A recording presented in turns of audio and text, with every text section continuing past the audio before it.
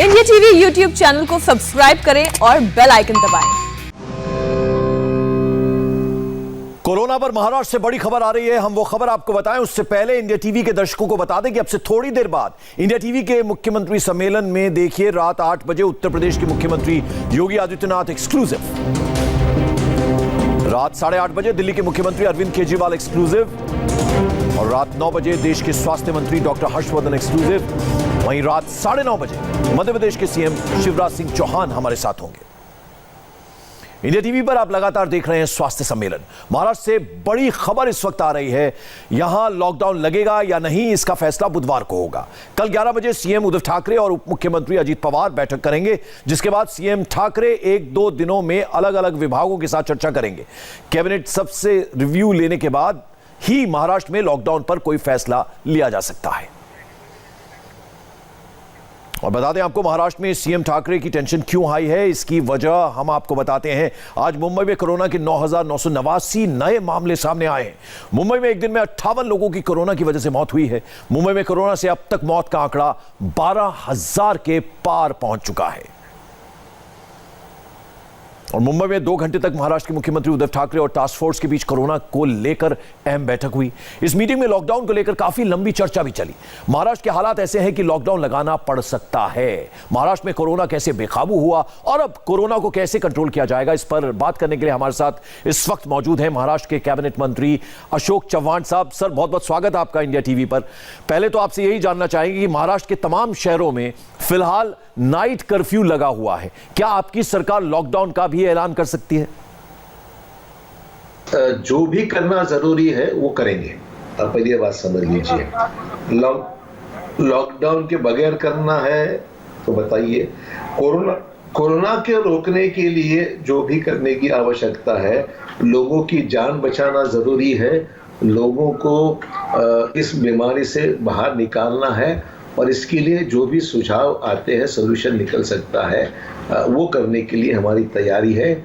लोगों की जान बचाना ही हमारी प्राथमिकता है, सबसे बड़ी जरूरत है हमारी। चव्हाण साहब, महामारी का सामना करने के लिए एकजुट होकर यानी सिनर्जी की जरूरत होती है। केंद्र सरकार और राज्य सरकार के बीच सामंजस्य बेहद जरूरी है। इसमें क्या कहीं कोई मुश्किल आ रही है? कि सेंट्रल गवर्नमेंट के पास रोज के हमारी जो कोई स्टैटिस्टिकल इंफॉर्मेशन, उनके पास पूरी मालूमात है, कितने पेशेंट्स आ रहे हैं, कितने, हम लोग उनसे कंसल्टेशन में हमारे दोनों में बिल्कुल, मैं समझता हूँ इसमें कोई राजनीति नहीं है। हमारी भूमिका यही है कि महाराष्ट्र के हालात देखते हुए अन्य राज्यों से महाराष्ट्र को ज़रूरत ज़्यादा मदद की है, वैक्सीन की ज़रूरत है। जो कंट्रोल्ड आइटम वहाँ से समझ लो वैक्सीन्स जो उपलब्ध हो रहे हैं वो कैसे गवर्नमेंट ऑफ इंडिया अलॉट करती है। रेमडेसिविर प्राइवेट कंपनी मैन्युफैक्चर करती है, तो उनको भी हम लोग कोशिश कर रहे हैं, सेंट्रल गवर्नमेंट भी कोशिश करे रेमडेसिविर ज़्यादा दे, क्योंकि पेशेंट की संख्या के अनुसार इसका डिस्ट्रीब्यूशन की ज़रूरत है। राज्य की कितनी साइज है, राज्य की कितनी पॉपुलेशन है, कितने लोग पॉजिटिव पाए गए हैं, ये ध्यान में रखते हुए आप लोगों को, सेंट्रल गवर्नमेंट को इसमें फैसले का ये अनुमान रखकर ही फैसला करना चाहिए। अशोक चव्हाण साहब, पहले राहुल गांधी जी ने कहा और अब महाराष्ट्र सरकार भी कह रही है कि कोविड-19 वैक्सीनेशन प्रोग्राम में सुधार की जरूरत है। देखिए, जिस तेजी से कोरोना के पेशेंट्स पूरे देश भर में बढ़ रहे हैं, वो स्थिति बड़ी अलार्मिंग है। क्योंकि 11 फरवरी 21 को, इसी साल में 11 फरवरी को तकरीबन महाराष्ट्र में 3,265 एक्टिव केसेस थे। आज अगर हम लोग अप्रैल की बात करें जी, तो तकरीबन ये संख्या जो है वो 5,36,682 तक एक्टिव केसेस की हो रही है। मतलब रोज साधारण 55,000 केसेस दर्ज हो रहे हैं जी, और अभी 309 लोगों की मौत हुई है। तो आप समझ सकते हैं कि ये जो रफ्तार है वो रफ्तार पहले के बनिस्बत बहुत ज़्यादा है, और ये कोई पॉलिटिकल कारण है या कोई ऐसी बात नहीं है। जो परिणाम पूरे विश्व भर में कोरोना का है, वही परिणाम देश भर में और महाराष्ट्र में खास करके दिखाई दे रहा है। और अगर 5 लाख केसेस दर्ज हो चुके हैं और रोज के 55,000 केसेस मिल रहे, कल की बात है 55,000 केस कल मिले हैं, तो आप समझ सकते हैं कि इसकी तीव्रता क्या है। तो इसके लिए जो इलाज है वो वैक्सीन बढ़ाना, वैक्सीन की उपलब्धता ज़्यादा से ज़्यादा होनी चाहिए।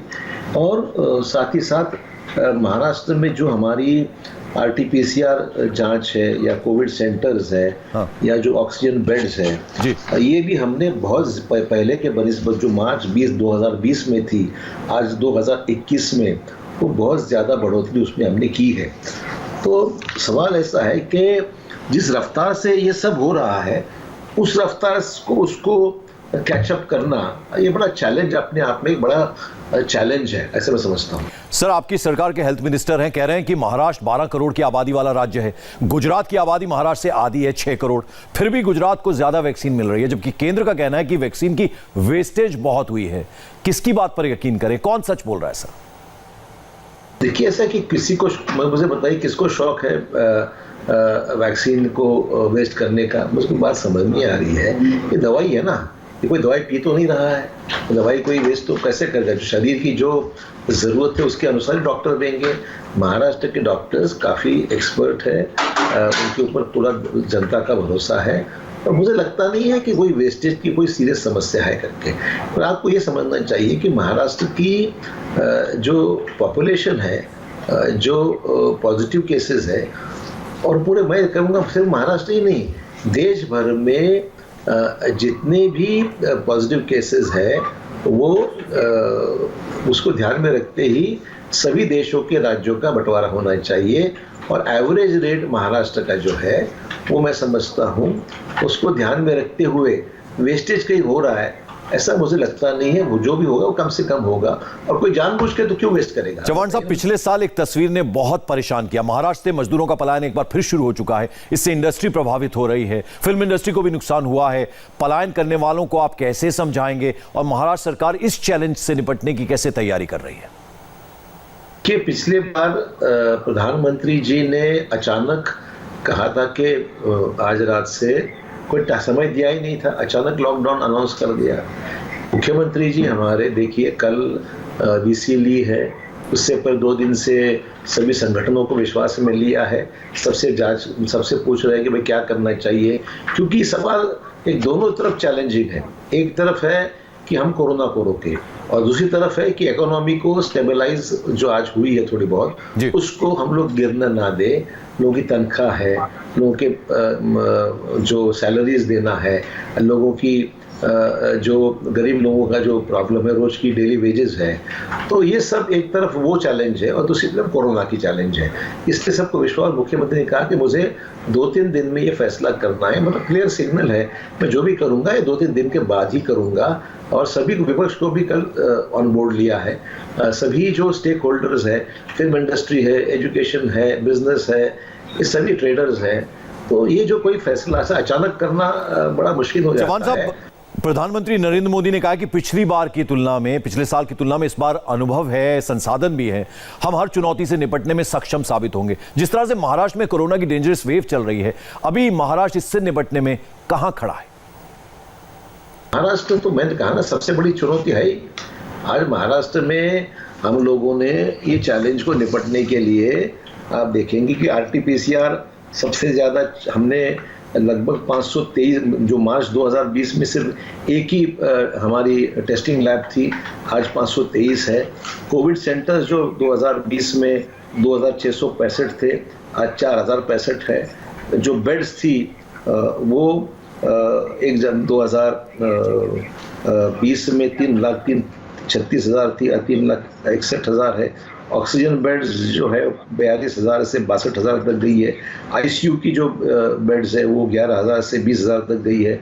वेंटिलेटर्स 3,000 से 9,000 तक गए हैं। तो हर एक फैसिलिटी में हम लोगों ने जितना फैसिलिटीज़ बढ़ाना है, पर आप ये समझ सकते हैं ना कि महाराष्ट्र कोई पॉपुलेशन के हिसाब से तो बेड नहीं बढ़ा सकता है। जितनी पॉपुलेशन उतने बेड तो हो नहीं सकते हैं, तो there is a limit for what we can do. But तब भी ये चैलेंज हमने एक्सेप्ट किया है, तो इसीलिए लोगों को लॉकडाउन करेंगे तो शायद इसकी बढ़ोतरी कम हो सकती है, ये उसके पीछे का कारण है। इसीलिए लॉकडाउन की तरफ गंभीरता से विचार किया जा रहा है।